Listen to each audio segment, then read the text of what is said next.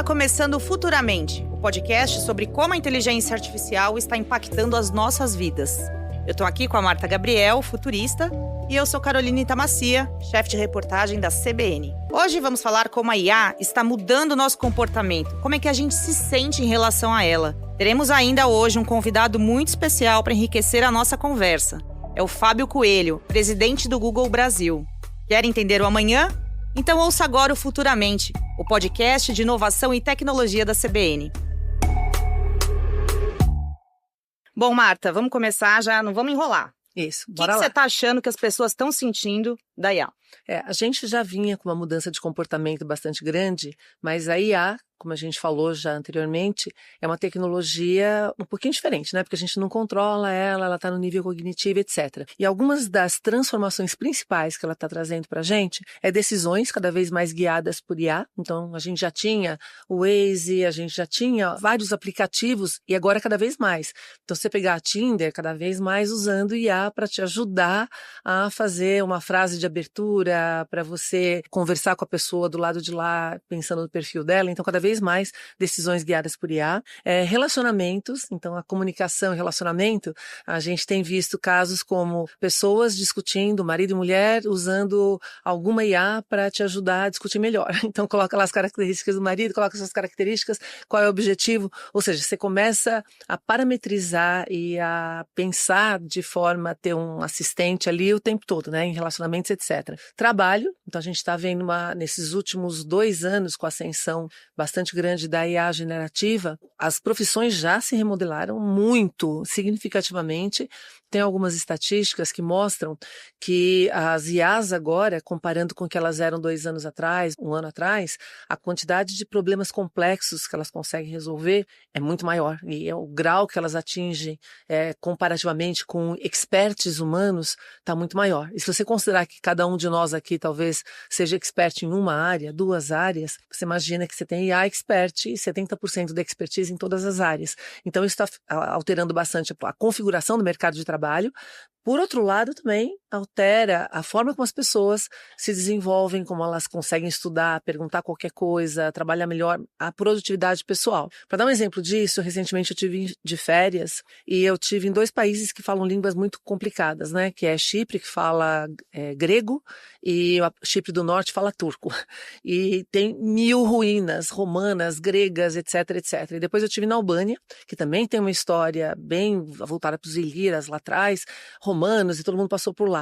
E aí, pela primeira vez na vida, eu tirava foto de um piso, de um, mosaico, ou de uma inscrição romana, e perguntava: o que é isso? O que está escrito aqui? Antes não tinha a plaquinha do lado, não tinha um guia. Então, assim, a minha experiência de viagem esse ano, e eu já estou usando essas ferramentas desde que elas surgiram, né? Desde 2023. Mas o grau de experiência, no nível, quer que eu te indique no Google Maps a rota para você chegar de um lugar para o outro, o roteiro desse dia, porque a gente alugou carro. Então, assim, ele está começando a sugerir novas etapas, entra num nível muito mais profundo de interação com a gente. Você ter essa possibilidade hoje de, a qualquer momento, fazer qualquer pergunta sobre qualquer coisa e cada vez mais afinada com o seu estado, o seu contexto naquele momento, né? Então, eu vou dar um exemplo na parte da saúde também. Se você dorme mal, se você dorme bem, você tem todos esses dados por meio dos anéis, relógios, dos dispositivos. E aí, ter recomendações para o dia seguinte do que você deve fazer ou não, faz mais ginástica ou menos, qual tipo de ginástica, que tipo de comida, você começa a entrar num grau de performance que é incrível. A gente realmente passa por um outro patamar de humanidade, né? Tanto cognitivo, quanto físico, quanto de colaboração. Então, isso que eu falei para você. Eu tô lá com IA, vários tipos de IA, inclusive na mão, para eu poder viajar. Só que isso gera na gente um imediatismo. A gente já vinha, assim, acelerando esse imediatismo ao longo dos anos. Primeiro você tem o Wi-Fi, aí você tem o telefone na palma da mão, agora você tem a IA te respondendo tudo na palma da mão. Então, você imagina quando você está sem conexão. Eu tenho instalado eSIMs, né? Os eSIMs no celular, muito rapidamente troca de um país para o outro. Mas tem lugar que ainda assim não tem conexão. como você consegue viver em algum lugar que não tem conexão para você perguntar as coisas do lugar. Então, expectativa de imediatismo tende a aumentar. Como você começa a gerar avatares de você mesmo, a gente viu agora essa onda de pessoal gerar cartoon e como as pessoas ficam animadas de ter. Isso, na realidade, é uma nova forma de apresentação da sua identidade. Você está se representando daquela maneira. Além disso, pela facilidade de a gente criar conteúdos, todos nós, em algum grau, temos a identidade fragmentada e criativa. Você, na sua família, na sua casa, né, se veste de uma maneira, quando você vai no clube de outra, quando você viaja de outra, quando você vem aqui na CBN de outra, você está construindo identidades em função dos públicos que você tem em cada ambiente, certo? Agora imagina que você tem a IA que permite que você crie essas identidades num nível muito mais fragmentado para qualquer tipo de ambiente que você está, especialmente no mundo digital, e se expressando de formas que você não conseguia expressar antes, né? Te ajudando a escrever e-mails, te ajudando a escrever poesia. Até foi engraçado que uma amiga minha, ela tinha um aniversário de um colega dela de trabalho, e ela falou assim, eu pedi pro ChatGPT me ajudar a fazer uma mensagem de aniversário. E ficou tão bom, que o cara chorou, ficou emocionado. Aí o cara entrou em contato com ela, falou, nossa, que legal, que não sei mais o quê. Aí ela ficou, dilemas éticos, né? Sim. Ela ficou, será que eu conto pra ele que o ChatGPT me ajudou? Na realidade, não fui eu que fiz essa coisa tão incrível assim, eu só lembrei do aniversário dele, tenho carinho por ele. Eticamente, você tem que pensar, tem que falar. E ela falou pra ele ou não? Eu fiquei curiosa. Eu também não sei, porque eu tava com ela no dia que ela mandou a mensagem, né? Aí eu posso perguntar pra ela num outro porque episódio. Porque isso já vi várias pessoas, assim, no trabalho, né? O chefe faz um pedido, aí ele vai lá, ele apresenta, e o cara elogia, ele não sabe dizer se teve uma ajuda da IA ou não, se pode dizer isso no trabalho ou não, se é bem-vindo. Se deve, né? Então, quando a gente fala de ética, é muito sutil, as nuances são sutis, né? Então, você fazer não tem problema nenhum.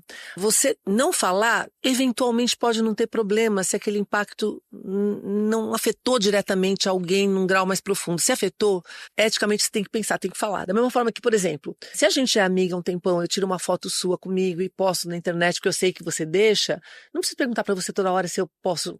Agora, se eu acabei de te conhecer, tirei uma foto com você, eticamente tem que perguntar. Então, veja, é a mesma situação, mas num contexto diferente. Dei uma palestra numa universidade, tinha discussão de, então, quais são os problemas éticos da IA? Tem um monte de problema ético, a gente vai falar isso num episódio separadamente, mas se a gente for pensar, a IA, para começar, não é uma entidade, ela não é reconhecida como autor, se a gente for falar, por exemplo, de direito autoral. E aí, como é que você faz quando você faz uma coisa com ela? Aí você tem que assumir a autoria. Quando aquela coisa foi feita 99% por IA, é antiético, na minha opinião, você falar que você que fez uma coisa que não foi você que fez. Então, assim, se ela usar alguma coisa que ela teoricamente não deveria usar, vamos dizer, uma apresentação que é antiética, quem é responsável? Quem criou a IA? Quem treinou a IA? Quem usa a IA? Quem é o... Assim, tem N nuances, e só para deixar o nosso público aqui mais calmo, tá tudo isso em discussão. Então, tudo isso vai ser discutido. O nosso papo aqui hoje é comportamento. Então, a gente está muito mais levantando as mudanças do comportamento do que necessariamente dando solução para isso, porque uma vez eu lembro, há muitos anos atrás, eu dei uma palestra e aí alguém da plateia falou, não, mas não podia ser assim. Eu falei, eu sei, fofo, não podia, mas é. Então, uma coisa que você gostaria que o mundo fosse, a outra coisa é como o mundo é. A gente está aqui para trazer o que o mundo é e a gente vai tentando, ao longo da nossa ação no mundo, transformar naquilo que a gente gostaria, né? Olha, fiquei otimista com a história. E agora a gente recebe aqui no Futuramente Fábio Coelho, presidente do Google no Brasil. Ele está há 14 anos à frente de uma das empresas mais influentes do mundo. No momento em que a IA muda a forma como vivemos, como nos conectamos, é essencial a gente ouvir quem está no centro dessa transformação. Seja bem-vindo, Fábio. É um prazer ter você aqui no nosso podcast, nesse episódio de estreia com convidados. Poxa, Carol, para mim é uma honra estar aqui contigo e com a Marta para discutir um assunto tão importante, tão corrente e tão especial quanto a inteligência artificial. Bora lá. Bom, o Google e a consultoria Ipsos divulgaram esse ano uma pesquisa global sobre a vida das pessoas com inteligência artificial. O levantamento ouviu 21 mil pessoas em 21 países. Um recorte curioso que eu achei é que o Brasil é um dos mais otimistas em relação ao uso da IA. E por que você acha que a gente está tão otimista aqui? Olha, primeiro porque o brasileiro tem uma história de otimismo e de adoção de tecnologias que é acima da média mundial. Talvez porque a gente goste de resolver problemas, talvez porque a gente goste de tomar decisões mais informadas, decisões que você resolve de uma forma mais inteligente, talvez porque a gente não goste de perder tempo ou dinheiro. Então, naturalmente, isso aconteceu com a chegada da internet, isso aconteceu com a chegada das plataformas em geral, aconteceu com as redes sociais, aconteceu com a adoção do Pix, significa tudo que tem a ver com democratizar o acesso à informação, à mídia. O YouTube é um fenômeno de democratização de mídia, não apenas de quem consome, mas também de quem produz conteúdos. O acesso ao serviço financeiro e agora, naturalmente, a IA, como uma tecnologia de propósito geral, ela nos ajuda muito na medida em que ela torna esse conhecimento todo organizado e disponível, não apenas para você consumir, mas também para você trabalhar em criação e composição e muito mais. Então tem muita coisa que pode ser trazida pela IA para tornar as pessoas, ou seja, a sociedade, o cidadão mais empoderado. Ela reduz diferenças sociais, porque ela permite que a pessoa que consiga conectar os pontos, consiga aprender e tenha vontade e interesse de se aprofundar, ela consegue fazer isso. Então a gente está muito otimista e entende que isso é mais um fenômeno que vai ajudar o Brasil em busca de ser um país mais competitivo e mais informado. Então vocês não ficaram surpresos, né? Porque vocês já têm os números do Google no Brasil e já veem que o acesso de buscas dos brasileiros, tudo é muito grande, né? O Brasil, na grande maioria das nossas plataformas do Google, que são várias plataformas com alguns bilhões de usuários ao redor do mundo, o Brasil está entre os 4 principais mercados de utilização das nossas plataformas. Então, para a gente não foi nenhuma surpresa que, uma vez mais, a inteligência artificial, no nosso caso, o Gemini, a adoção do Gemini, ferramenta de inteligência artificial, o aplicativo, o Brasil é um mercado também de ponta no mundo inteiro. Sobre o mercado de trabalho, na pesquisa de vocês de 2023, 20% das pessoas acreditavam que iam precisar de um novo emprego por causa da IA. Em 2024, esse número caiu para 15%. Como você está vendo esse uso no mercado de trabalho, nas empresas brasileiras? Olha, primeiro, o que a gente percebe é que o brasileiro, na sua avidez por resolver problemas, a gente teve um fenômeno anterior à chegada da inteligência artificial que não aconteceu recentemente, na mesma época que a gente começava a colocar inteligência artificial nas nossas plataformas, que tem em torno de uma década, a gente percebe que o brasileiro passou por um fenômeno que foi a explosão das startups. Isso significa, eu brasileiro, quero ajudar a resolver os problemas da minha comunidade usando da capacidade que nós temos de criar empresas que até alguns anos antes não seriam possíveis. São pequenas empresas cuja infraestrutura ela é digitalizada e elas nascem dentro de um ambiente de startups. Pois bem, o que a gente percebeu com a IA? Primeiro, adoção altíssima, e não apenas nas plataformas do Google, mas nas plataformas em geral. A gente fala de personalização, a gente fala de customização, a gente fala de como o conteúdo pode estar disponível para você e muito mais. Recentemente, a questão do trabalho, eu acho que o brasileiro adotou um certo pragmatismo em relação a isso. Primeiro, fruto do otimismo em relação a você ter mais ferramentas para fazer mais coisas dentro do tempo que você tem de uma maneira mais barata e inteligente. Segundo, o que a gente tentou mostrar aqui no Brasil é uma mensagem que ela funciona muito bem, as pessoas acreditam e nós acreditamos nessa mensagem, é que toda transformação que tem um fundamento tecnológico, ela vai precisar montar uma recapacitação de vários profissionais, mas ela vai criar uma sociedade mais vibrante e essa sociedade mais vibrante, ela no final das contas, ela acaba tendo um nível de empregabilidade bastante bom. Se não vejamos, eu costumo comentar que quando eu comecei a trabalhar, que foi mais ou menos meados da década de 80, os bancários do Rio de Janeiro, onde eu fui assinar minha primeira carteira de trabalho e abrir uma conta bancária, numa agência de um banco muito famoso, os bancários estavam protestando contra a chegada das ATMs no Brasil.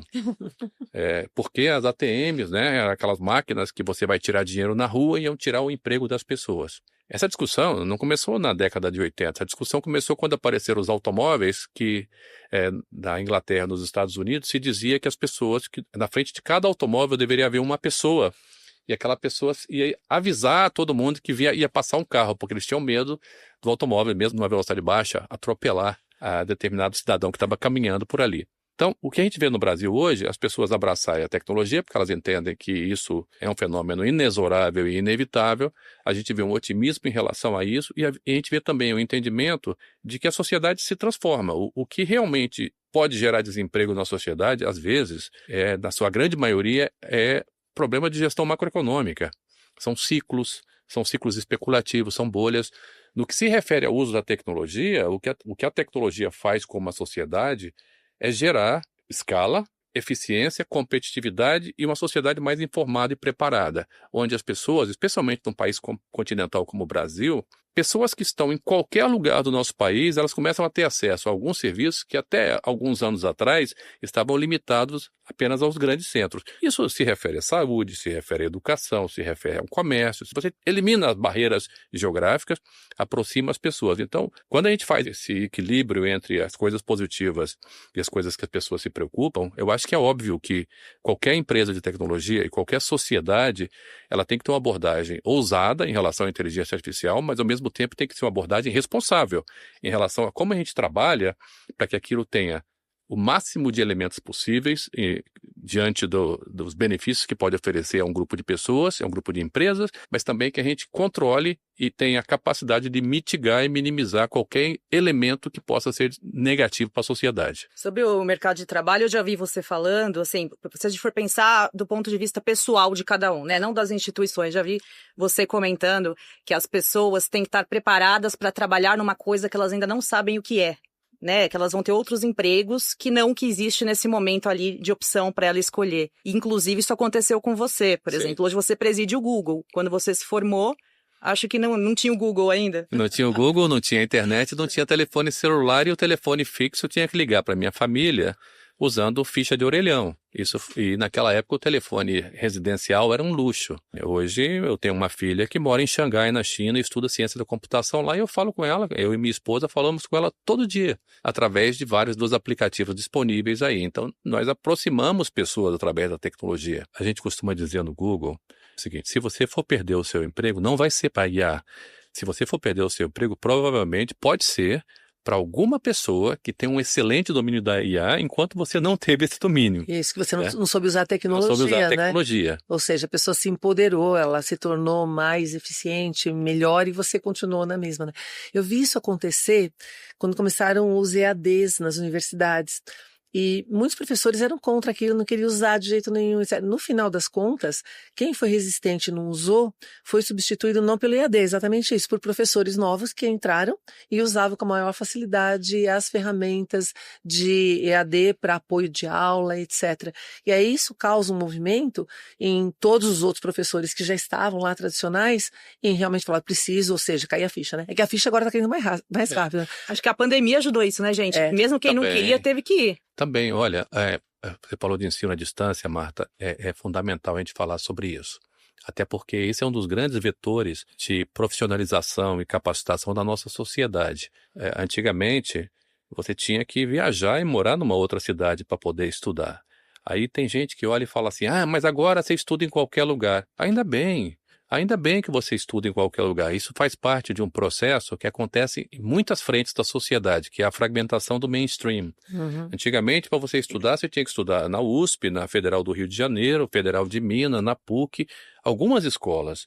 Hoje a gente tem uma massa de estudantes, muitos deles são as primeiras pessoas das suas famílias que conseguem ter acesso à universidade. E só para fechar esse comentário, durante a pandemia, nós tivemos a necessidade das pessoas usarem a tecnologia para poderem estudar, trabalhar, fazer comércio, se divertir, aprender de dentro de casa. A internet, naquela época, ela deixou de ser algo que, no início, a internet era complementar. Aí ela passou a ser central na experiência de vida das pessoas. Depois ela passou a ser única por um determinado tempo, na falta da capacidade da gente se deslocar. E agora ela voltou a ser fundamental e potencializada pela inteligência artificial. E isso faz com que a gente tenha muita oportunidade de desbravar esse novo mundo que está vindo por aí.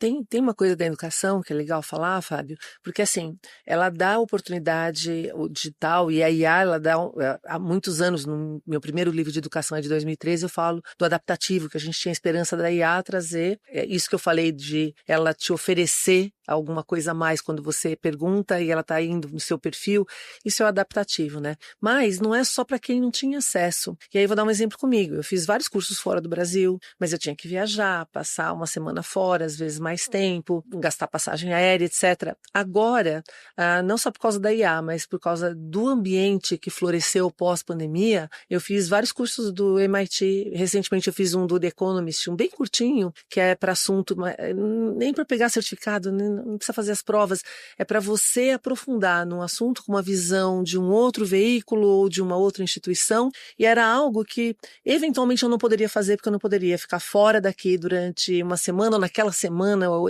naquele período, e faz no seu time. Então, mesmo para quem é executivo, mesmo para quem já trabalha com toda essa parte de cognição, informação, você passa para um outro patamar, né? Sem ter que se deslocar. É uma coisa muito, muito, assim, rica. Todo mundo está querendo entender, né, Fábio, como que a IA vai afetar o seu negócio, né? Desde o pequeno empresário, as grandes empresas. Eu pergunto para você, como um líder no Google, né? Você acha que as inteligências artificiais, generativas principalmente, elas podem substituir ou mesmo acabar com o buscador do Google que a gente conhece hoje? Dá um Google aí todo mundo vai lá e procura. Isso vai acabar? Acho que não. Tem dados para mostrar isso. O que acontece? Vamos falar a gente disponibilizou um produto que se chama Resumos de AI Overviews. O que tem a ver? O que é isso? Quando você vai fazer uma experiência de busca, aquela experiência de busca ela não é uma coisa estanque. Vou te dar um exemplo. Eu gosto de pegar onda. Se eu quiser pegar onda em El Salvador, eu posso falar o seguinte: me monta um roteiro para ir surfar em El Salvador. Ele vai montar um roteirinho e aquele roteirinho está disponível ali. Vai surfar na praia de Sunzal, lá em El Salvador, que as ondas são para a direita, porque você pega a onda dessa forma e tal. Ele vai te dar um texto, que a gente percebeu. As pessoas, quando elas saem dessa experiência, elas vão o quê? Eu quero buscar uma passagem para chegar... Como é que eu saio de São Paulo e chego a São Salvador? Qual é a melhor passagem? Tem menos tempo de viagem? Como é que eu faço para buscar um hotel? Como é que eu faço para encontrar um instrutor lá, que eu não gosto de pegar onda com 2 amigos sem conhecer a praia? Como é que você faz para conhecer os restaurantes da cidade? Imagina que o Google fez foi misturar essas 2 experiências, e o que a gente percebeu é que o buscador, quando ele está conectado com a inteligência artificial, ele torna a experiência ainda melhor e aumenta a quantidade de buscas. Até porque a geração Z, diferente do que muitas pessoas acreditavam no passado, ela busca mais do que as gerações anteriores. O pessoal acha que eles não são tão curiosos. Não, ao contrário. Opa, são pessoas que interagem com a tecnologia em várias plataformas. A gente no Google, acabamos de fazer um evento aqui em São Paulo recentemente, onde a gente falava que hoje em dia as pessoas elas têm 4 comportamentos do ponto de vista de descoberta, que são comportamentos que eles se sobrepõem. O primeiro dele é buscar coisas que têm a ver com streaming. Cada vez mais as pessoas estão assistindo coisas no streaming, seja o YouTube, sejam as plataformas onde você tem vídeos, tem séries, Globoplay, Netflix, Amazon Prime, muitas outras. Aí você tem uma outra coisa, que é, além do streaming, você tem a segunda parte dessa parte, que é o scrolling. Scrolling tem a ver com você ficar com o dedinho descendo em várias plataformas, inclusive de redes sociais, ou às vezes no YouTube Shorts, ou você vai vendo notícias e você vai descendo aquilo ali para você ter acesso. E naquele momento, você está descobrindo um monte de coisas. Aí você vai aprofundar aquela busca depois. O terceiro comportamento é buscar. Buscar ainda é uma coisa que é fundamental e central na vida das pessoas. E vai ser assim por muito tempo, porque a curiosidade humana está aí. É incrível.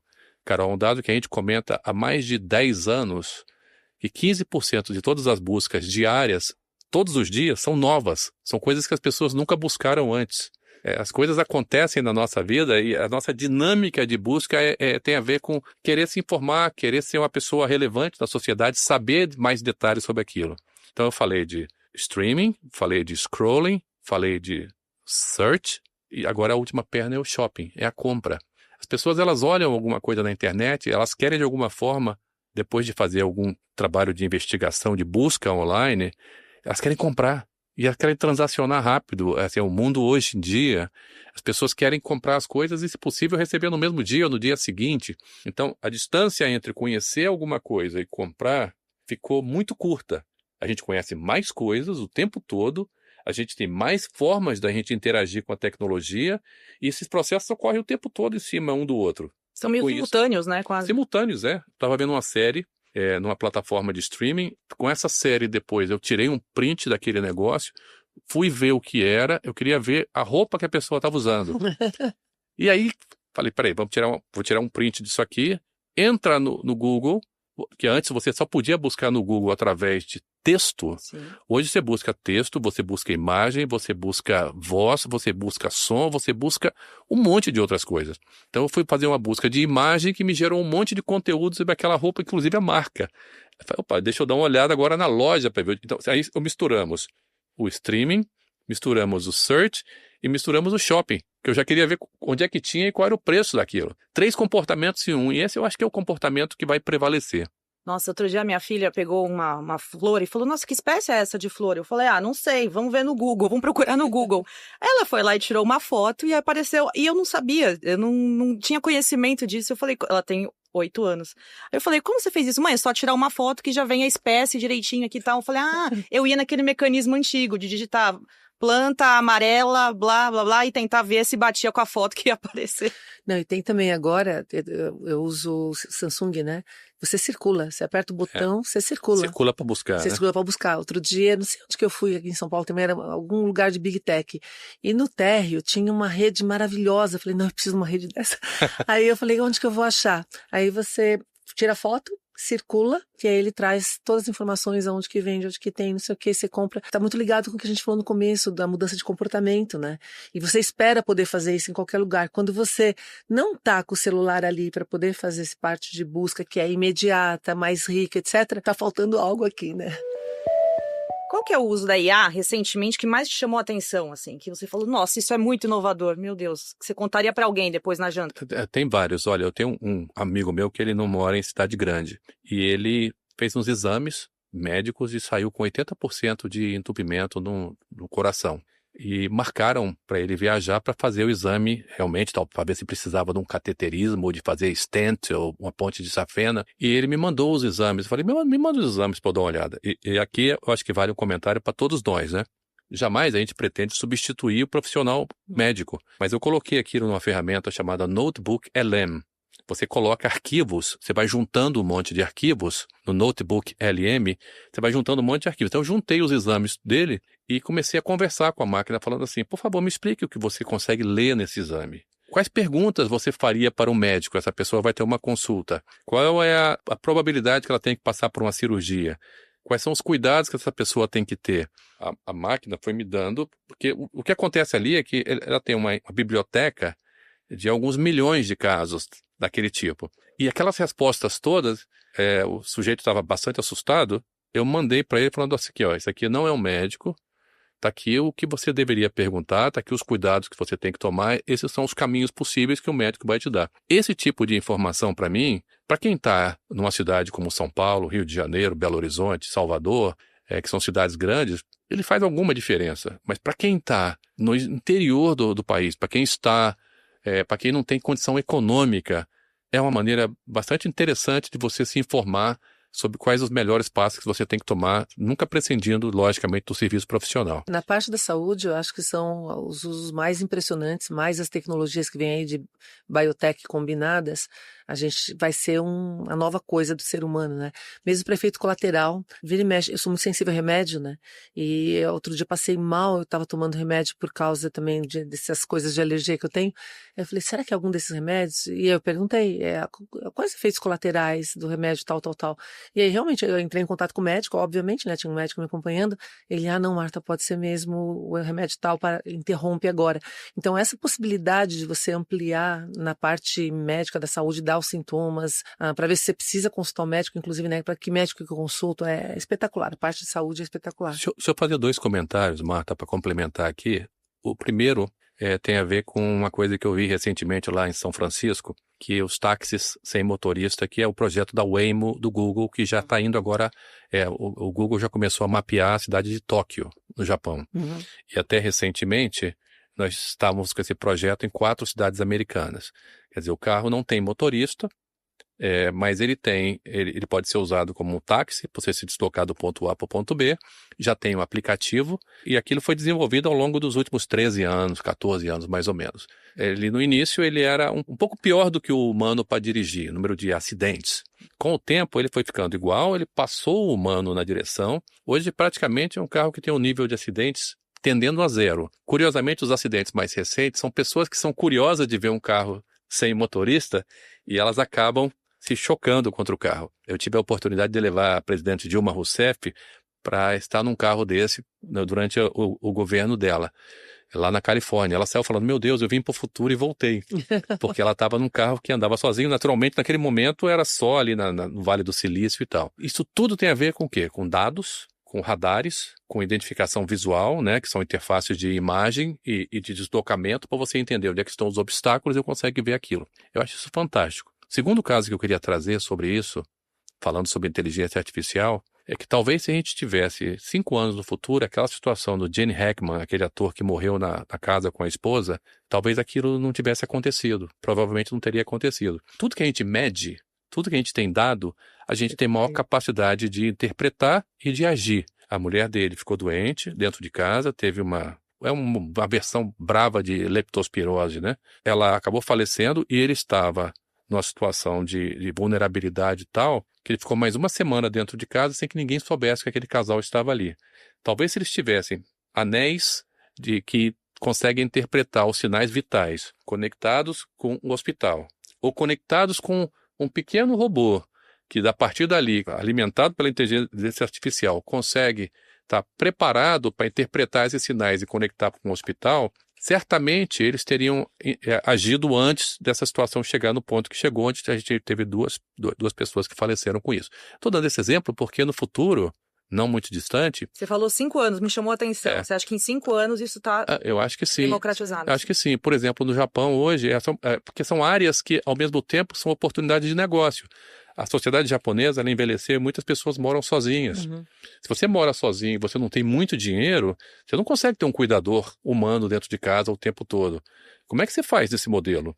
Como é que você faz para ter alguém, um grupo de pessoas com companhia permanente? Talvez a companhia humana seja a ideal, mas se você não tiver uma companhia humana, um cuidador, uma pessoa, talvez você possa ter uma inteligência artificial que te ajuda durante o tempo, aquele cuidador vai lá, sei lá, 2 vezes por dia, dá uma passada, dá uma olhada. Ele pode ter até acesso remoto dentro do próprio processo do robô. O sistema, ele é autônomo, etc., mas por meio de acesso remoto, que nem na parte de cirurgia, né?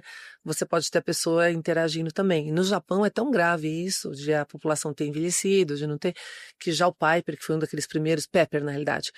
Um dos primeiros robôs sociais, já era usado desde 2017, 2018. Dessas 2 áreas, robótica mais IA, juntas, e a junta com biotecnologias em geral, né? Você tem trazido uma explosão realmente na área médica. Uma outra pergunta, a gente sabe que está tendo uma corrida entre as empresas pela melhor IA, né? E aí a gente queria saber se vai ter espaço para uma ou se todas vão ter o seu próprio espaço. A gente está pensando nisso basicamente por causa da geopolítica de IA, a gente está vendo os desdobramentos, né, de situação, especialmente pela polarização Estados Unidos e China. Então, o que você acha com relação a isso? Existe essa corrida, se tem uma melhor ou se todas vão ter espaço? Como que a coisa deve se desenvolver? Olha, Marta, essa é uma ótima reflexão. Eu acredito na fragmentação do mainstream em todos os sentidos. As pessoas antes viam poucos canais de televisão porque a tecnologia permitia só isso. Para quem tem mais idade, canais 2, 4, 6, 7, 9, 11 e 13, né? Esses eram os canais de televisão porque era a limitação de espectro que havia de frequência. Aí com o tempo passou a ter uma infinidade de canais e com o tempo, com a chegada da YouTube e plataformas de streaming, passou a ter, você assiste o que você quiser, da maneira que você quiser, aonde você quiser, aplicativo que você quiser, no device que você quiser, no telefone celular, na televisão conectada, etc. Com relação à IA, aí eu acho que tem uma questão de que diferentes modelos vão ser usados. Tendência natural é que você tenha uma tecnologia de propósito geral e que depois ela se fragmente. Ela se fragmenta mesmo, talvez em modelos mais distribuídos, em modelos que têm a ver com qualidade e a capacidade dos dados. Então, olhando para isso, a tendência é que você tenha vários modelos diferentes, não apenas um modelo. Mas que, naturalmente, as pessoas conseguem começar a entender que isso é um jogo que precisa de bastante investimento de capital, precisa de investimento em pessoas, precisa de investimento para você ter as bases de dados corretas. Então, não é um jogo que todo mundo pode entrar. Eu acho que é um jogo de barreira de entrada alta, mas o que eu imagino é que tem um número bastante razoável de empresas por aí. E deve surgir, deve desaparecer, da mesma forma que a gente viu acontecer com mídia, de maneira geral. Exatamente. Você começa no horizontal, enquanto não tem demanda suficiente, atende todo mundo, que nem você falou, a televisão, depois você começa com as fragmentações e depois começa a seleção natural, né, de quem realmente consegue atingir um mercado que interessa, quem não consegue dar conta. Então, a fragmentação deve ser o cenário. Pra gente encerrar aqui, Fábio, você pode dar uma dica pra gente de filme, série, livro? Alguém que quer entender um pouco mais de inteligência artificial, o que pode consumir? Dá uma dica pra gente.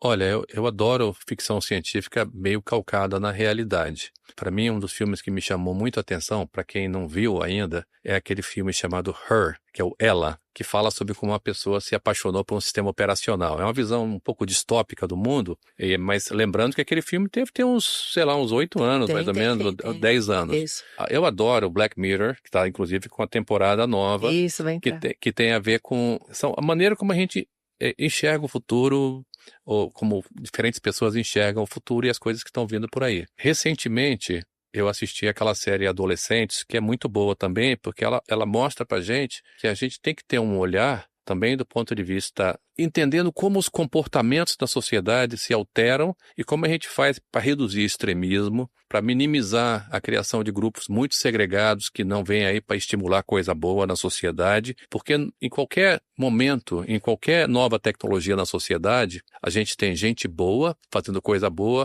mas sempre tem alguns maus atores buscando a fraude, buscando o extremismo, buscando as coisas ruins. Então, essa série é uma excelente reflexão sobre isso. Mas eu queria fechar com um comentário. Você me pediu eu estou te dando 4, tá? Ótimo. A gente gosta Muito de cardápio variado aqui. Recentemente, teve um evento do Google que mostrou sobre uma versão atualizada pela inteligência artificial do Mágico de Oz. É uma versão atualizada, onde, usando a inteligência artificial, foi possível melhorar a definição e atualizar a produção do filme, que é um ícone da sociedade americana, né? The Wizard of Oz é algo que, para os americanos, seria como se fosse o Alto da Compadecida brasileiro. É uma coisa que tem a ver com o ethos do país e daquela sociedade. Então, eu acho que a IA está trazendo muita coisa boa, está trazendo muita coisa bacana. A gente tem que continuar olhando com uma perspectiva otimista. E eu costumo brincar quando eu converso com as autoridades para tornar a minha linguagem ainda mais fácil. Para mim, ele tem que ter 4 aceleradores e um freio, e não 4 freios e um acelerador. Tá? A gente tem que pensar os 4 aceleradores, a gente tem que ajudar o Brasil, tem que treinar, capacitar. Acho que treinar, as pessoas terem cursos disponíveis. O Google treina mais de 3 milhões de pessoas disso aí por ano. Tem um programa de capacitação para a gente poder ajudar as pessoas. Então, treinar as pessoas é fundamental, recapacitar as pessoas é importante, empoderar as pessoas faz parte do momento. E enquanto a gente vai fazendo isso aí, a gente vai criando as condições para que isso possa ser um elemento a mais para melhorar o nosso país. Fábio, muito obrigada. Queria agradecer a sua presença aqui, compartilhar essas ideias com a gente. Muito aprendizado aqui hoje nesse episódio, muito bom, né? Muito, muito bom. A minha dica, então, vai ser acompanhar esse episódio aqui, viu? Isso, exatamente. Porque tá muito bom. Fábio, obrigada mais uma vez. Obrigada, Fábio. Prazer gigante ter você com a gente. Marta e Carol, obrigado a vocês. Eu acho que a gente trazer coisas que podem ajudar os brasileiros a ficar mais informados é fundamental. Eu acho que aqui, mais uma vez, a gente valoriza o papel do trabalho da mídia, do trabalho da imprensa, e vocês fazem parte disso, não apenas pelo meio acadêmico, mas também pelo meio da difusão de informação. Então, obrigado a vocês. Obrigada. Takeaway. E agora a gente chega naquele momento em que a Marta embala a nossa conversa para a viagem. Então, o que a gente discutiu hoje, pessoal? Comportamento, como que a IA afeta o nosso comportamento?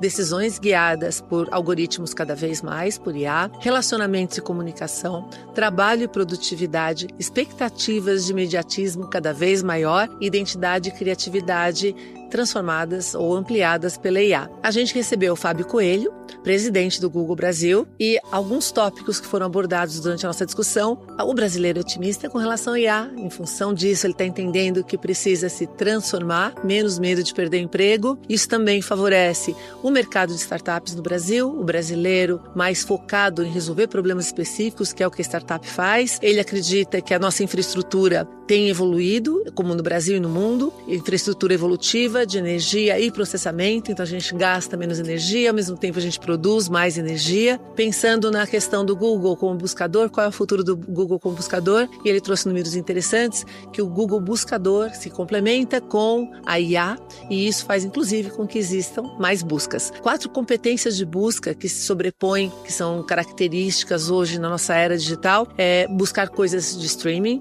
scrolling, search, que é a busca tradicional, e shopping, para comprar. IA de uso inovadora, foram discutidas algumas coisas aqui, mas especialmente na medicina, ele trouxe o case da IA ajudando a dar o diagnóstico do amigo dele, táxi sem motorista, dirigindo agora melhor do que humanos, e a situação do falecimento de Jack Heckman e a esposa dele, que precisavam de algum cuidado e não foi detectado a tempo. Se eles utilizassem algum anel, algum dispositivo, talvez eles estivessem vivos até hoje, bem, então a possibilidade de usar a tecnologia para o melhor. Com relação à corrida de IA, a tendência é a gente ter uma fragmentação de players, fragmentação de plataformas com especificidades, então isso ainda está num processo evolutivo. E no final, para a gente concluir, a meta é capacitar, recapacitar e empoderar pessoas. Então é isso, #Tamo Juntos.